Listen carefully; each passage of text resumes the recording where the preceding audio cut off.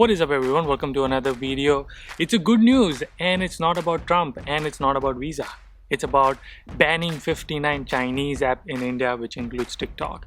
How is this going to be impacting you and how can you make best use of this? Let's get started.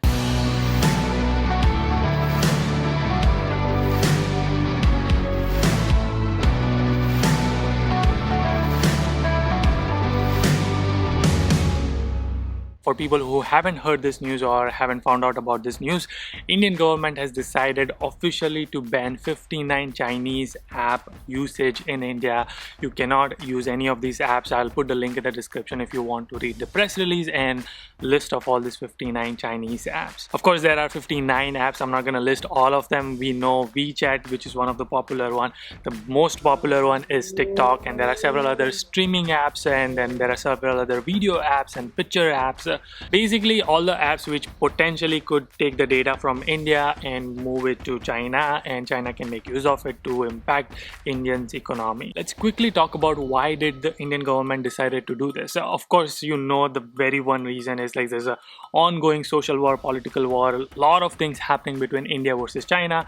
There's a big momentum happening which is banning Chinese products in India. I fully support Indian government with this decision and also banning Chinese product in India. I'm gonna keep the political, social war, all of these reasons aside. I'm gonna talk about computer science because that's what I know. The way software or an app work is like, let's say I decided to build an app for myself, for example TikTok. I decided to build that and I'm using it in United States. I built it in United States. My servers and database, everything is in United States, hosted in United States. Now you are using it from India. When you use it, so when you register from India, you put out all the details, where are you from, your phone number, everything you need to, and then there's this magical checkbox where, or like a button where, you know, it says that terms and condition. Of course we are very lazy, you and me both. I mean, I know that none of the people who read through that terms and conditions but it basically, some of the apps will clearly say that you are giving me permission to use the data however we want. I don't know if all these 59 apps were doing that or not, but basically that's how the software works. So you gave me officially, you register on the website. Now anything you put on that platform, I can make use of that data however we want to, and that basically is very harmful for Indian economy. I totally understand the cyber point of view, why Indian government decided to do this with so much tension between India and China.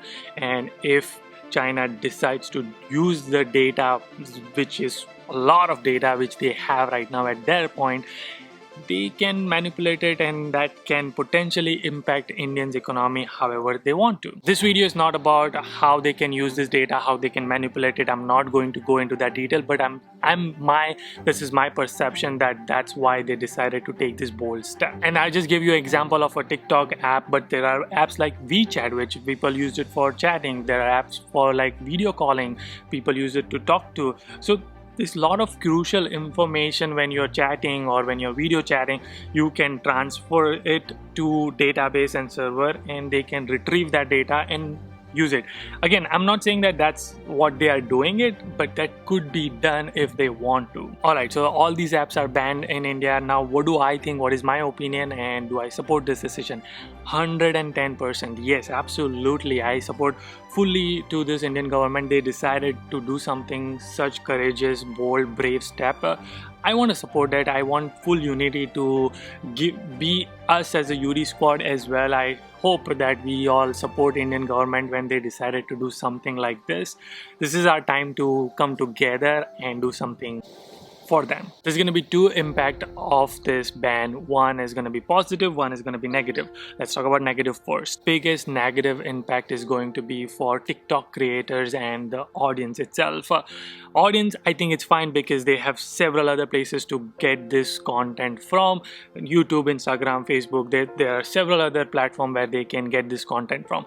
For creators, this is going to be a big problem because I know that TikTok creators are very famous and plus they are making more money than YouTubers. They probably are getting a lot more brand deals and collaboration deals and all of this, and they are going to be the one who's going to be most impacted by this. If you're a TikTok creator, I hope that you can recreate this whole talent which you have on some other platform, and you're not dependent on platform.